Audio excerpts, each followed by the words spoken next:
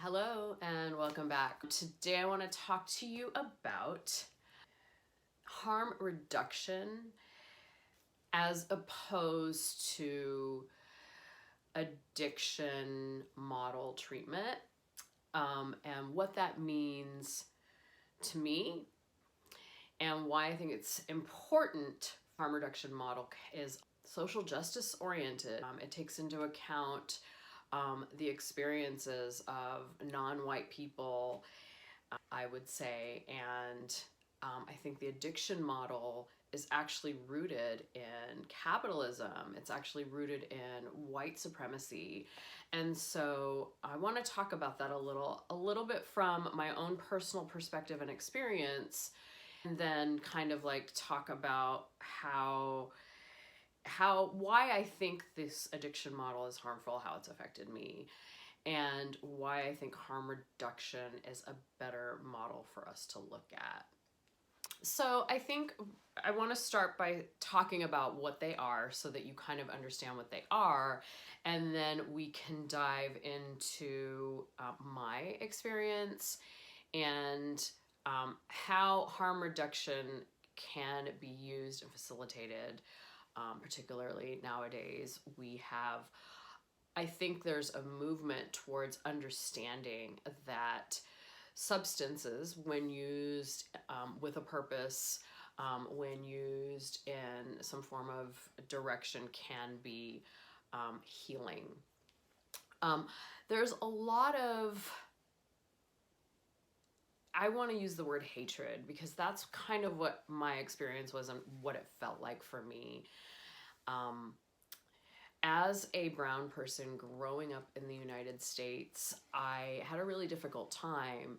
And when I discovered the use of substances, I definitely felt like it was something that released me, it freed me, it gave me a sense of control over my life, and it gave me a sense of freedom. And I was angry. I was really angry and I was really frustrated. And so there's this element of an idea, I think, that what I was doing by using substances was harming myself. And I think that kind of like blames the victim at the end of the day. And so when people around me started either getting clean, started losing people perhaps to drugs and whatnot, there was a lot of shame attached to this idea that, you are a drug user or you're potentially a drug user, and therefore there is something wrong with you. There is definitely benefits to using substances if they're used in a mindful substance use, basically.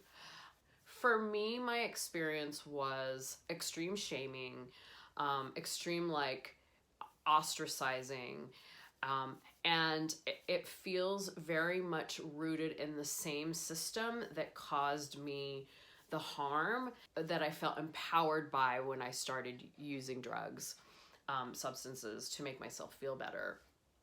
And it was kind of like a catch-22. All of a sudden, here I am, like doing something that feels empowering, that kind of releases me, that kind of frees me in a way, and then I'm getting shamed and ostracized for it.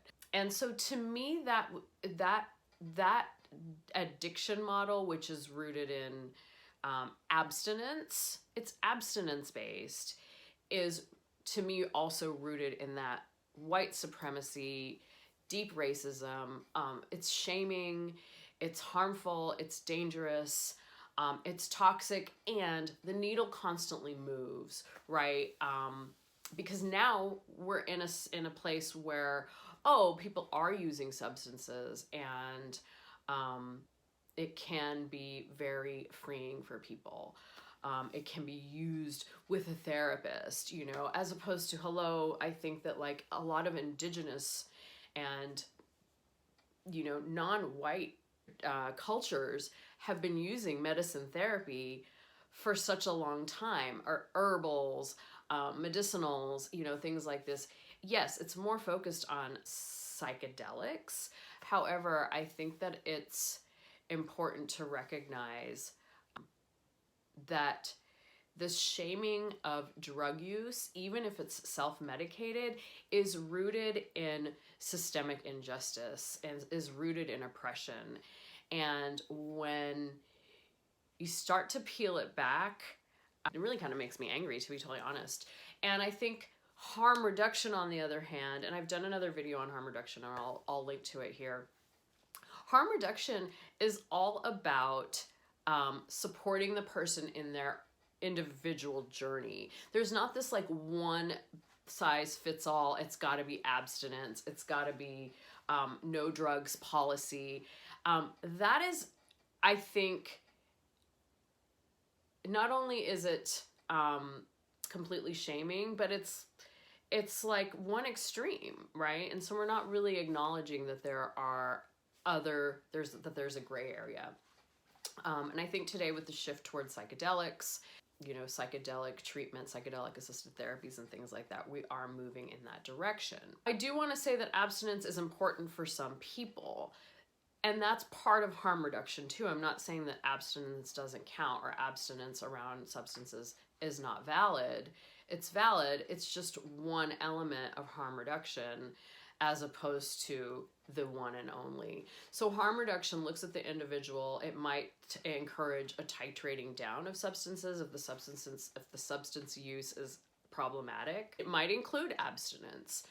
It might include doing it more mindfully and not even titrating down, you know, like for somebody that uses recreationally on the weekends, you know, it really involves making the client and or the individual, the person, it looks at their surroundings, it looks at the system that they're in, it looks at the collective that they belong to, it looks at the macro of their life, and it doesn't say, like, it doesn't shame, it doesn't harm, it doesn't punish. It looks at you as a whole, as an individual, at your experiences, at your trauma, at what you've been through, and it creates a plan that works for you. And guess what? You as the client, as the individual, you get to be a part of that. And that's what's missing from the addiction model, from the abstinence only model. It's extremely harmful. It leaves the client, the patient, the individual out of treatment. It just says that we know what's best for you, so we're going to tell you what to do, and that is abstinence only. And that doesn't work. I come from a place where drugs actually saved my life. This is not me being funny. This is me being absolutely truthful as a brown person that grew up in the 70s and 80s in the United States. When I was first introduced to drugs, it was extremely life-changing. And it allowed me to experience different aspects of my personality, different aspects, push my edges as to who I am. And yeah, there were times where I probably did more than I should have. But I will say for myself, I was a weekend warrior, as you would call it. I used drugs very socially. Monday through Friday, I always went to school, went to work, whatever it was. So was still sort of aping capitalism in that way. And I'm not saying that's better. I honestly don't think that I deserved some of the treatment that I received from peers around, you know, the drug use, peers who decided to go clean and abstain. And I have other friends who kind of did it the more extreme, who I also shamed and, you know, belittled, talking about, you know, like judging them in my mind, like, oh my God, they're using too much. Well, when we look at addiction, and again, I don't like the word addiction, if I'm being totally honest, when we look at substance use in our culture, we always look at it through a lens that it's not good. There's so much judgment around it. And I think with the harm reduction model, we're slowly stepping away from that harsh judgment and trying to assist people and finding solutions that work for them, that are sustainable, that don't cause as much harm, that can promote better connections and better relationships and better overall holistic health, looking at the individual as a whole, as opposed to telling them what to do and then shaming them if they don't do it right. You know, we look at different terms, falling off the wagon. You know, like you fell somewhere and you're going to get left behind. The wagon's going to kind of go on without you. Relapse. These terms we really have to start being really cognizant of, because they really create a lot of shame, they create a lot of harm, and they're not healthy and they're toxic. And so starting to be more aware of how we work with substance use, finding some better solutions for everyone. So that's it for today. I'll be back with more.